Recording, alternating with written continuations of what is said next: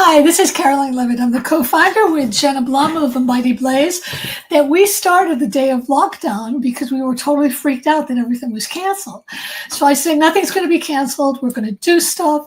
And we formed A Mighty Blaze, which now is 5 years old. We've interviewed hundreds and thousands of writers. We've connected writers with readers and indie bookstores. And we're so thankful for everybody for supporting us. Few housekeeping things. If you look on the right, there's a conversation thing. Please type in comments, questions. We have an amazing book today, an amazingly important book, and an amazingly important writer, Alex Green. First thing I have to tell you about Alex Green is he used to own the most wonderful bookstore in my hometown, Waltham, and I was so lucky to read there twice. And a lot of times you go to bookstores and like 5 people show up, or the person who works there never read your book. Not so with Alex. This was one of the all-time best bookstores. We became friends, and he began telling me that he was writing about this institution in Waltham that I know, the Fernell School. To everybody out there, please be aware that we're going to be using some words that were used a long time ago that were considered acceptable. They're offensive now, and they're not acceptable, but I think it's important to know them. The Fernell School was originally called the Fernell School for the Feeble-Minded. When I was growing up in high school, I volunteered there, and it was traumatizing. It was absolutely traumatized. Every kid I knew was afraid of it. We all were afraid we were going to be sent there if we were bad. I took care of one little girl in a basement alone. As a 15-year-old girl, I had no idea how to handle her. I don't know what her problem was. I think she had some kind of mental issue. All I did was play horsey with her. We would gallop around. The one time her parents visited, they brought her candy, and then they left. It was really disastrous. So when Alex called me to tell me that he was studying a history of the Fernell School, and in particular about Walter E. Fernell, who was really controversial, who changed his viewpoints 360 degrees on what a school like this could look for, what happened to the school, what happened to it in the future. It's a remarkable book. So here is the amazing cover, A Perfect Turmoil. Here's the amazing Alex Green. I'm so happy to have you here. And I want to say a little bit about Alex, which is that he's been teaching political communications at Harvard Kennedy School and is a visiting fellow at the Harvard Law School Project on Disability and a visiting scholar at Brandeis Lurie Institute for Disability Policy. His book is about America's treatment of the disabled, especially with Walter E. Fernell, who was highly controversial for both trying to promote eugenics and institutionalizing the social burden. Think about that, the social burden of the disabled. And then later in life, he made a 360-degree tour. The reviews for this book have been rapturous, absolutely rapturous. Publishers Weekly says it's enthralling, a gripping history of a major societal sea change, starred review. Forward says fascinating. In encompassing a life that spanned numerous scientific revolutions, this book captures a fresh sense of history being made. Adam Cohen says, America has a tragic history of mistreating the intellectually and developmentally disabled, which is true, full of Dickinsonian institutions, barbaric procedures, and malevolent eugenic programs. Much of it remains untold. Alex Green has made an invaluable contribution to our knowledge by timelessly digging through the archives and eloquently telling the story of Walter E. Fernell. I want to stress that word eloquently because it reads like, it's like a thriller and a mystery and a condemnation and a novel. It's extraordinary. Anne Leary, author of The Family, says it's a riveting examination of rapidly changing political and social attitudes of time. It's about mercy and humanity and a lost chapter in American history. And finally, there's also a lot more from Adam Rosenblatt. Green gives us insights into education, medicine, eugenics, and disability over more than a century of transformation. And, we're hoping that there's going to be even more transformation coming. So first of all, Alex, I'm so happy to have you here. I'm so thrilled to see you again. I love seeing you. I love everything you're doing. And it's my mission in life to promote this book because it means so much to me. And I know it means so much to you. So my first question to you is, I'll go right in there because I have so many. Diving in. It's so kind of you. Please go for it. And then I'll jam it. I always hate the question, where do you get your ideas? I think a better question is, what was haunting you into writing this book? Were you doing all that work with disability before you decided to write this book? And what was the process of that? I just really want to know. And why was it Walter E. Fernall that caught your interest? Yeah. Because he struck fear in the hearts of Wathamites, just that name. Oh God, right. And so first of all, thank you so much. And it is so good to see you. And you taught me how to do a good author reading. So the other night I did. They were asking at the bookstore where I did launch for the book, how do you, what do you want to do? And I could see this very anxious look because it's a biography, and I think historians probably talk too much. And I said, well, I have this dear friend who said you really try to read as little as possible and leave everybody wanting more. So I read very, very briefly and you don't read, and then open it up for questions, and it served me very well. You don't want to read. I'm grateful to you for it. So.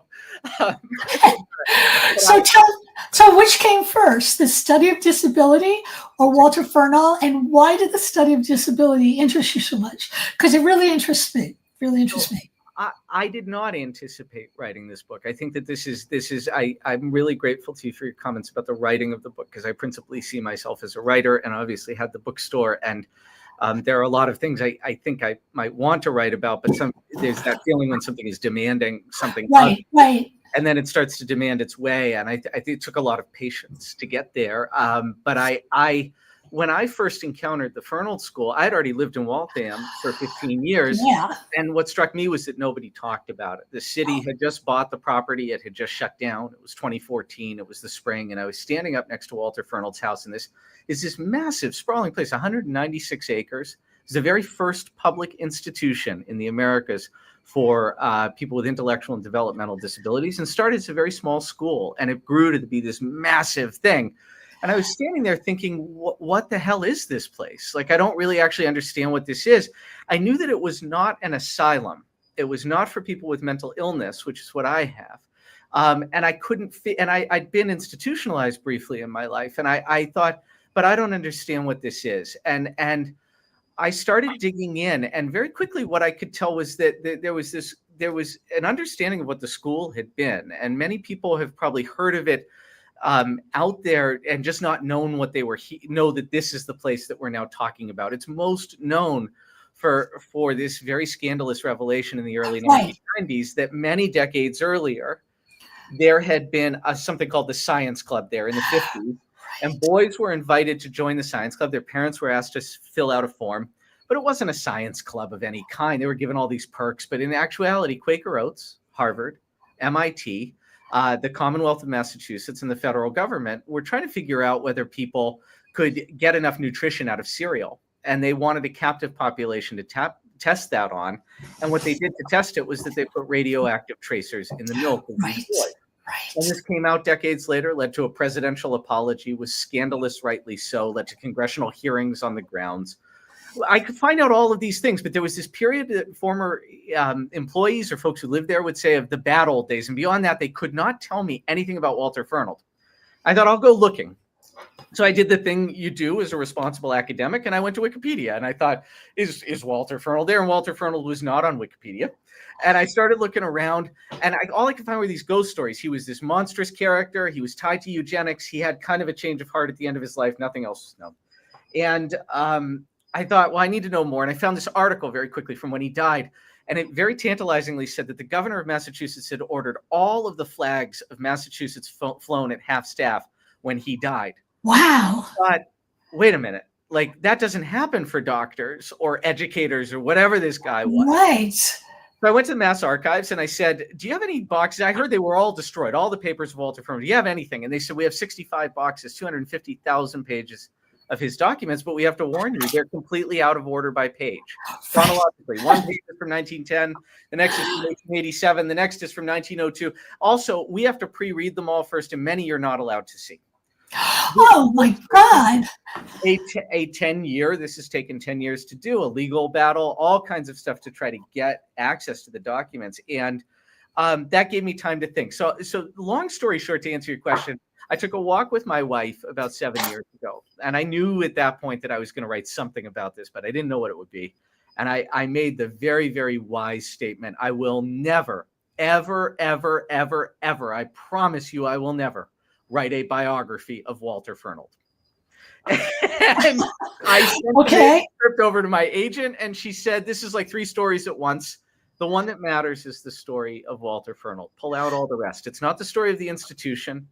It's not the story of kind of your engagement of finding it. It really is the story of who was this man who we couldn't see before and is at the center of so much of the history that shapes our lives, from intelligence testing to sterilization, which he was vehemently against, to institutionalization, to the very words that we use. They're terrible, terrible. They're terrible. And that pulled me in, and I never intended to write a biography. I was never much of a biography reader, but this man, what I will say is the last thing, and then I'm sorry I've answered for so long, but very quickly what I found is that Walter Fernald himself was disabled in many of the same ways that I am. I didn't know that. Incredible anxiety and depression. He had very long depressive breaks that almost ended his career. He was very compassionate to other people who were having mental health trouble. And he was reasonably open about it, though I don't think he saw himself as disabled. And I don't know. I don't think that I think that what that allowed me to do was at least see him as human, and start to wrestle with the way that he was, which was a very curious, enormously powerful and influential individual who had a habit of changing his mind in ways that make him very compelling for us to look at today. Well, the one thing about him is that even from the beginning, he tried to humanize treatment. Originally, these people were called inmates, as if they were in prison, and he decided to call them patients, I believe.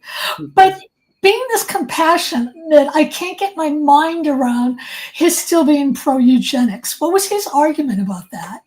It's a great question. I mean, he starts off his career, he comes into this institution, which was venerable. It was known as this great place. It's the first of its kind. It was run by someone who was very prominent and very compassionate, a guy named Samuel Gridley Howe, he ran guns to John Brown during the lead up to the Civil War, sort of a swashbuckling figure.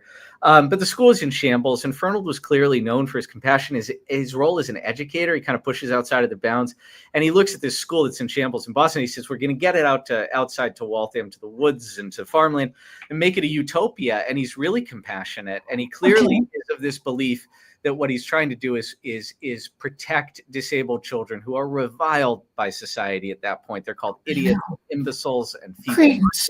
Right. And he says, I'm getting them out of the city. I'm going to protect them from a very bad world.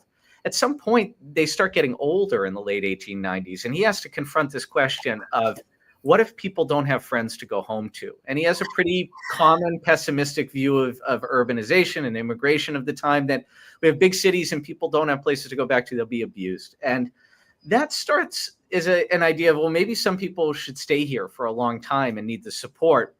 And that starts creeping into this idea that maybe they should stay their whole lives. Forever. That's right. It hits him at a particularly bad moment. He's very depressed. He kind of hits the skids in the early 1900s, around 1900. There's a murder on the campus where 2 girls drown another inmate. And I choose to use the word inmate because it persisted for so long in the U.S. Census and the way these people. Right. Okay.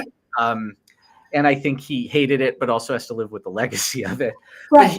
At any rate, he became increasingly pessimistic. He calls it his era of pessimism. He starts wondering this really awful question, which is maybe one way that disabilities are expressed biologically is through delinquency. Maybe some bad people are actually intellectually disabled, and that is their disability. And he calls this thing defective delinquency. And it happens to hit right at the moment when they rediscover Gregor Mendel and those little pea studies. That makes sense. It links up with science to eugenics, which is already floating around. And he says, well, maybe we can intervene in this process by removing these people from society. And that's where it flips. Is for about 10 to 15 years, he says, well, maybe I had this wrong. Maybe what I need to do is protect the world from these people. And in those years, he rises to enormous prominence. And he ends up influencing a lot of people, including kind of an understudy who's at another institution, who's just come back from Europe with this test called the Binet-Simon test, which is the IQ test. And when Henry Goddard, that scientist, decides that he's going to come up with this new category of people who look normal, is the way they say it, but act like a mischievous 9-year-old. He says, well, I'm going to come up with a word for it. And he turns to Fernald and his definition of the defective delinquent. And he says, it doesn't work for me. I'm going to come up with something a little snazzier. I have this Greek word. I'm going to call them morons. And oh, God, where the word comes from. So Fernald is pulled into it for about 10 years. And where he makes his break from these people is that they're vehemently in favor of sterilizing disabled people. And he's deeply concerned by that. He's morally vehemently against it. Good. And he starts blocking them at the same time, some of his best friends, at the same time that he starts asking the question, maybe their work is really shoddy. And at the root, when he started his career, he's known for being incredibly methodical, scientifically oriented, a caring educator. His place is overcrowded now with more than 1,000 inmates living in it. There's disease running through. Something is wrong. And he starts to take a turn. And that is where he becomes the latter part of his life, which is really, I would consider the first major anti-eugenicist in the country and the first major anti-sterilization. That's great. Good for him. And himself. Did he face pushback when he decided to change what he was doing? Absolutely. I mean, eugenics was enormously powerful as kind of a cure-all idea at the beginning. People thought, oh my gosh, well, I can intervene now in biological processes to make a better world. I give you an example of kind of the warped thinking, but that really these ideas took over at the time. After World War I, there was this belief that we sent our best and our brightest off to fight, and they were killed. Oh, God. And so pacifists especially started coming toward this idea that, well, geez, if we lost our best and brightest, this is because war warps society out of nature. War is inherently bad, and now we've lost our best and brightest. We interfered with nature and with biology.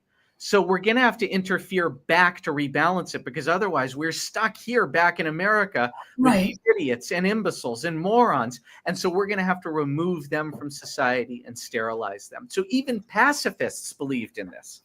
And Fernald has to go up against a lot of them.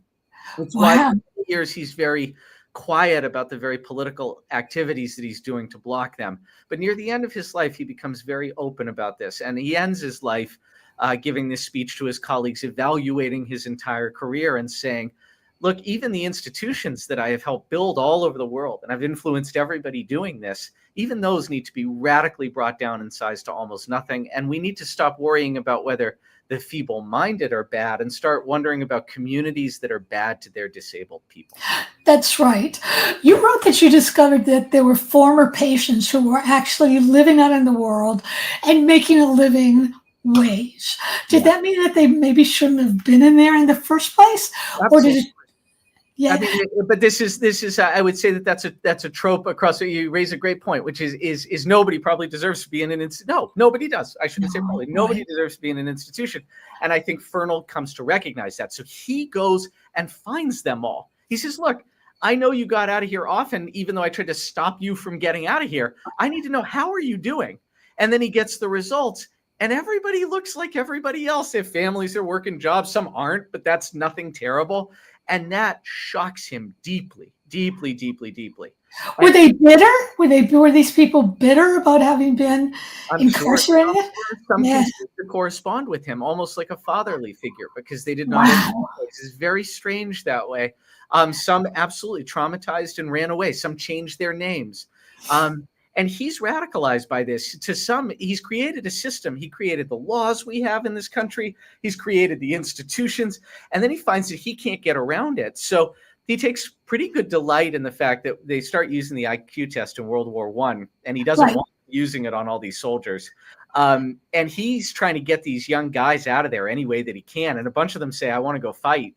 So he starts saying, I'll help you get out. Like, go fight in the war and never come back. Never come back. Just go, go, go, go, go. And he's delighted that they get past all of the IQ testing that's gone on, and many of them go fight. They have Purple Hearts and they fight in battle.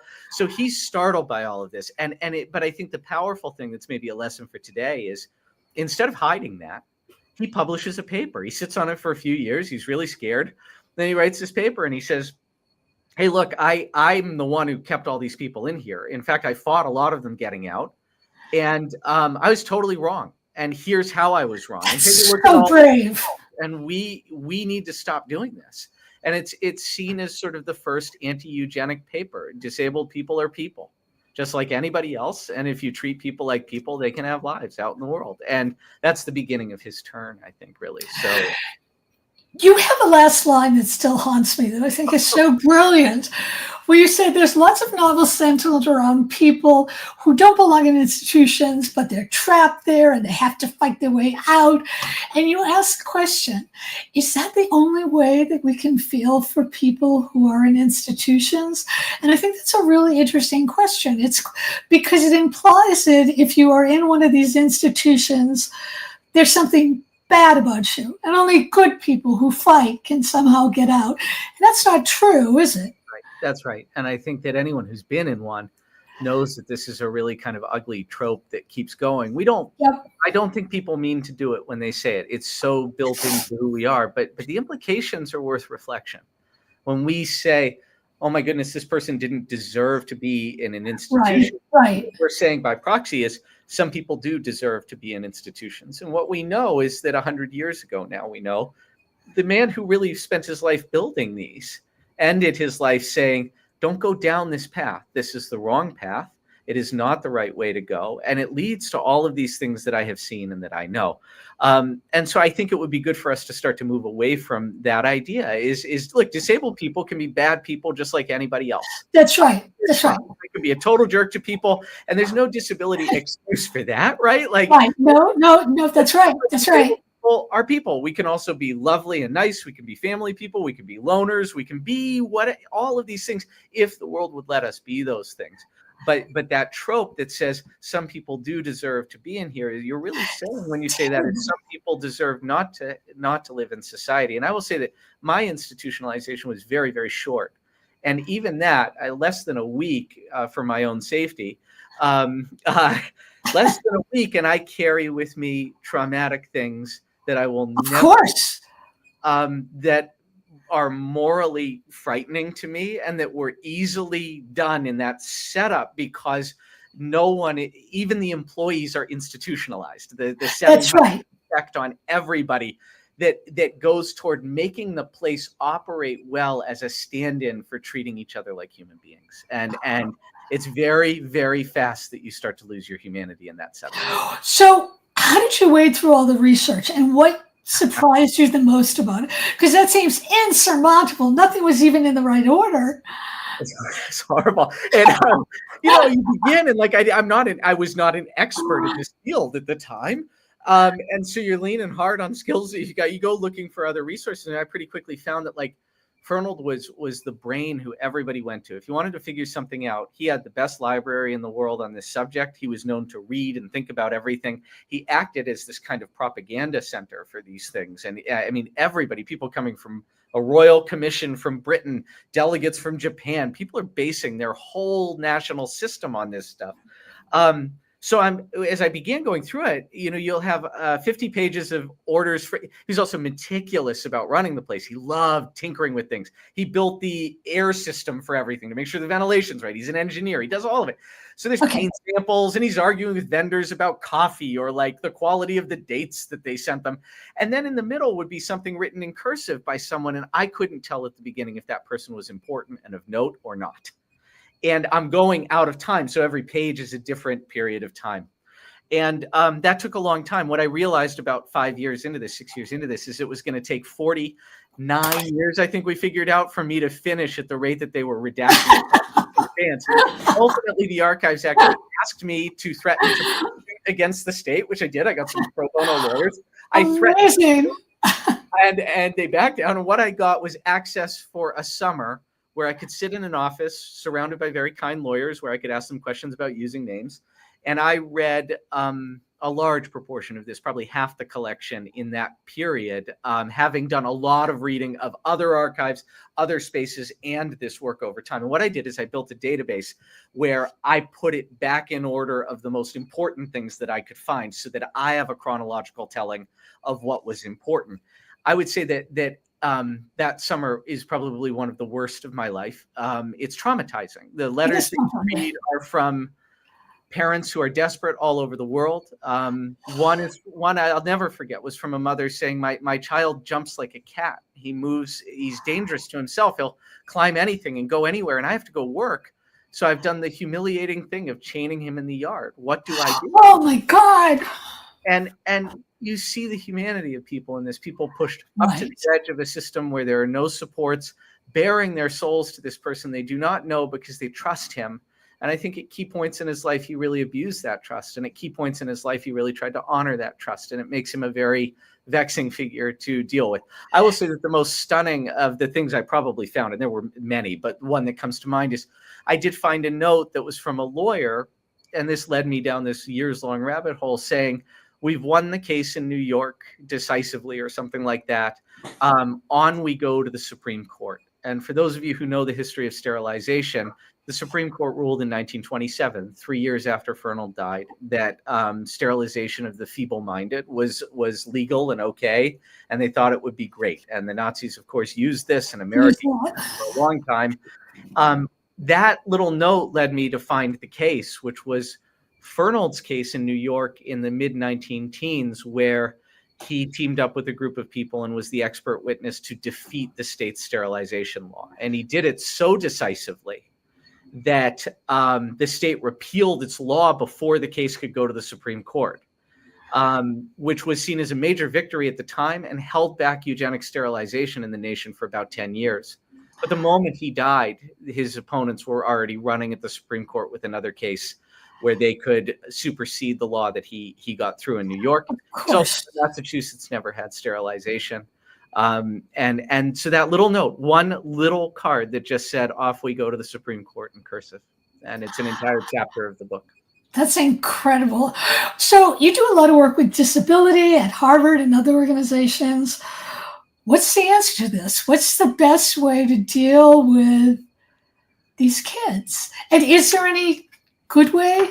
Yes. Yeah. Oh, good. I'm glad to hear that. Yeah, there is. And I think luckily I think it's an appealing pitch, but it's a little radical. It's hard to get used to. These are uncomfortable things. We've been trained on institutions our whole lives. And one of the big myths that we have is that institutionalization failed. Sorry, deinstitutionalization failed. Deinstitutionalization, I think a better way to say it is that communities failed people being deinstitutionalized. They did not want people who were coming out of institutions to live in their communities. And the result is that we committed very half-heartedly to the reforms that we have. Walter Fernald invented special education as we know it. And as I say at the end of the book, I think he would be very disappointed to see that a century later, we're still kind of wrestling in his wheelhouse that I tried and played with. So what do we do in this world? One is, institutions are never an acceptable response to anything. The second that you remove someone from a society where people can keep an eye on each other, you are inviting people who prey on other individuals and know that they're vulnerable and will find them and will abuse them. And there is no amount of money in the world that can buy your way out of that problem. And so knowing that when you say we need institutions, I don't care how extreme the example you have is, of why we need an asylum and a locked facility or God knows what. Every time it abuses the disabled person, it hires other people to abuse them and abuses them in the process. It is an awful road and we know it. So we've got to cut off that pathway, which is very uncomfortable. It means that we're going to have to live with people who sometimes have behavior that is very difficult to deal with. And I think that requires a much more communal response to things. And we are capable of it. We have ways to know how to do it. And it begins by getting involved in people's lives early on in social and supportive ways that make sure that they know they're cared for in a community where they can live safely. So what's that mean is actually, despite Fernald's idea of creating special education because kids were getting taunted, he didn't think they belonged to going into an institution, and he thought they needed care in a school. I have come radically to my belief that there should be no segregated special education. I don't think so either. I don't think so either. I think it was very interesting because when my son was in kindergarten, there was a disabled little boy there he couldn't speak very well. There was something wrong with his tongue. Yeah. And it was really interesting because he also was a mean little kid, like what you said. Yeah. But the kids were not, whenever they talked about him, they would never say, oh, he can't talk, he has cerebral palsy. They would just say, oh, I don't like him, he's mean, or he did this, or whatever. And that's what you're talking about. You have to live in the world with all kinds of different people. I think that's it. And I think that what we have to recognize is we've been raised on a very cosmetic view of the world that's not real. We've gone through schools. So parents are often the ones, I have to say, of non-disabled kids who howl like hell against this because they think that having an ugly child in a room, and they see disability as ugly, is an affront to them. The kids, to your point, have zero problem with this whatsoever. No, they don't. You're right. I have many disabled students. Nobody cares. The kids are fine. But what this would require is two kinds of investment that we're unwilling to do, which is an investment in schools to bring down class sizes and an investment in schools to have multiple teachers in every classroom. And so long as we're unwilling to do that, we are going to pay societally in the abuse that we create by removing all of these children in ways that teach kids who are not disabled that it's okay to do that, and teach disabled kids that they have a place somewhere else that they belong that isn't with all the other kids. And as long as that happens, you set that entire pathway in place for the rest of your life. And I think it's also class-based. And so you can look, I was in many ways had a lot of health trouble as a kid. And there were tons of reasons why I could have been set aside. I had speech therapy because I couldn't eat appropriately. I'd choke on food. I was gangly and sick all the time. There are lots of reasons. Anyone in the wrong direction. I had I would say I had an upper middle class upbringing, and my parents could advocate for me. And that should not be a tiered system. And so, look, it's hard for parents of disabled kids too, because they want desperately to protect their kids, and they see how dangerous that world is. So their impulse is I got to protect my kid and I got to pull them out, and they can't be in the same settings. And working with parents to start to let go of that grip and let them know that they're loved and supported is the responsibility of the non-disabled parents of kids who are around them to help them feel like they are safe to do that. It's the only way we're going to change. Are there organizations that parents can contact if they have disabled kids and they want something better for them? Yeah, there's two types of things. So there's the ARC of the United States, which was founded for this reason, and they were the civil rights parents who, in the 40s, they started going into institutions. They had institutionalized kids, and they said, "I want to see my kid in the institution." A lot of these were women who'd been working during World War II and were told to go back in the kitchen at the end of the war, and they were not eager to be sidelined, and they had kids and they wanted to keep an eye on them. Right. And God, the Catholic Church got their back. Actually, Massachusetts started that. The Kennedys are part of this. So they started breaking down the doors, and they said, we want to see. And that led to deinstitutionalization, ultimately disabled people stepping up then and fighting. And the group that really formed around those parents groups that came together at all these institutions was the ARC of the United States. It originally had a name that they've rightly changed. That was what the acronym is for. They are active right up to this moment. If you want advice, I'll give you an example. The other day, many guardians of disabled folks who I know went onto their Social Security accounts and found them wiped out thanks to the new system in place. And for about 6 hours, it looked like their accounts were gone. The ARC was the hub for information about what to do there, what was going on, and they're able to find it out. They're one of the largest nonprofits in the country. There are also often local organizations, and in Massachusetts, one that I love is a group called Mass Families, where they pay to put parents up in a hotel for a weekend. They pay for your childcare all weekend if you have a disabled kid, and they teach you over a successive period of weekends all the laws you're going to need to know and all the processes and that's so great for your kid. And they even do they do an exercise that I love of like just drawing the future of what you want your kid's life to be like in 10 years. So great. You have a slew of responses here that I want to read to you. Okay, Mindy Ehrlich says, yes, I had to learn to let go and let my son answer for himself. She also said, thank you for all your hard work, Alex. And hi, Mindy. She said, I look forward to finding out more about this. Mindy, the book is so great. Go and get it. Let's see. Mindy said, so brave of him to admit he was wrong. Somebody else said, there are so many variables to this issue. It's not a one size fit all. And Samuel Pastor said, hey, Alex. Hey, Sam. for Mass Advocasts. Good to see So you, that's Sam. great. So So that's Sam great. is what's called a self-advocate, folks with intellectual Okay. and developmental disabilities who fight for disability rights. And I want to acknowledge, Robin, your comment, which I think is absolutely right. And there are these tensions here. Disabled folks in our communities, obviously, one of the big things we want is our voices to be heard and told, and for us, our uniqueness to be seen as human That's beings. right. That's really special.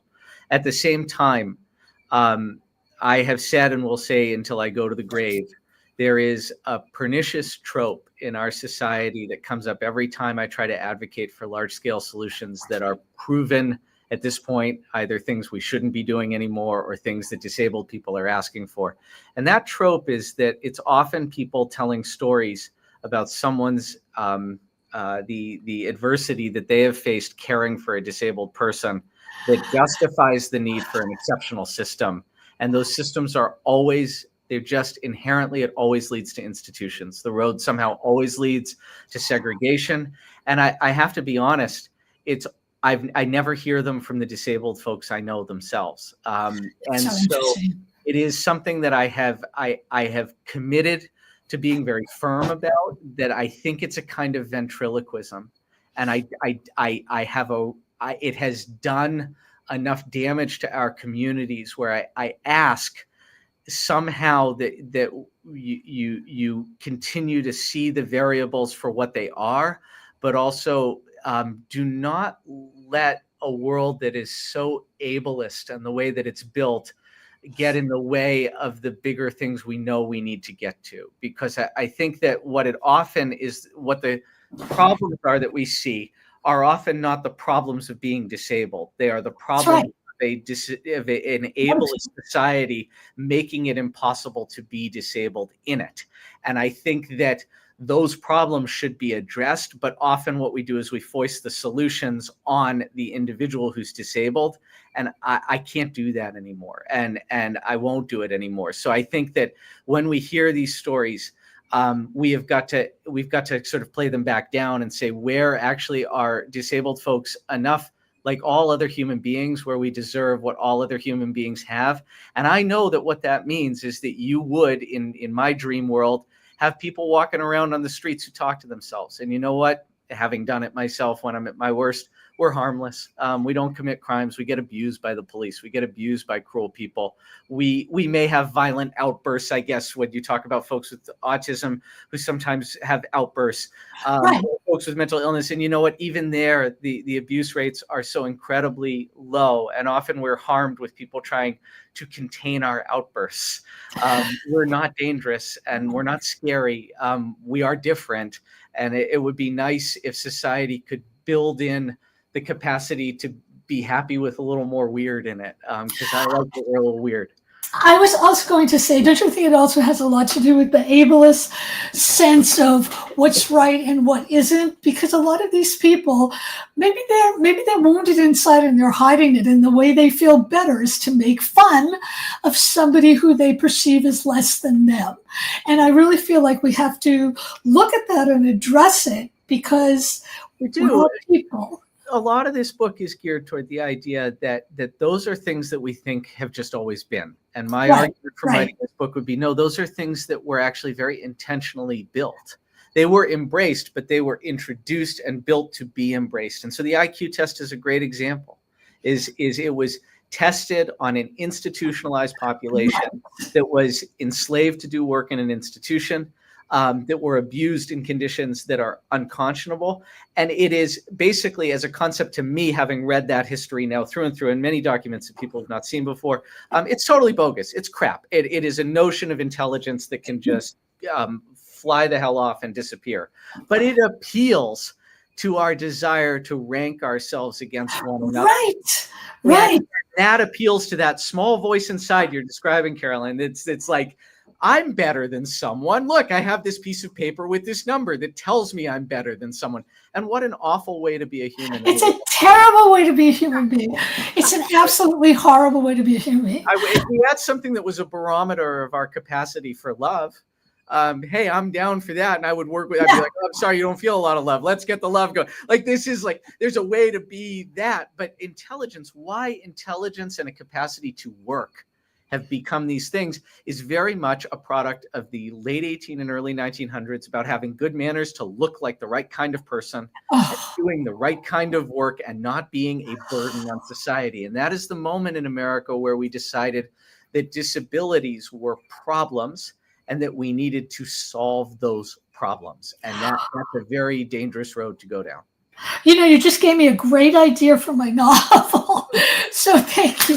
Go for it. Okay. So I want to say, first I want to show this book again. Yeah. This book is one of the most important books I've read this year or any year. I really mean it.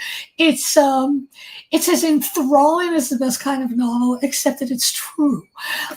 It's going to enrage you. It's going to inspire you. I can't say enough great things about it. As I said, you want to go to your local indie bookstore and get it. I've made it easy for you, bookshop.org, order it. This is the kind of book you want everybody to read it. You really do. It's that important, especially now. Alex, you're going to stay on because I want to talk to you some more. But everybody else, you have to go. But I will see you next week. Thank you all for joining me. Thank you, Caroline. Thank you for having me. You are so welcome. Here's a picture of the book again. I'll see everybody else again next week. And Alex, you just hang on for a second while I end this. It's going to be like a moment of awkward silence.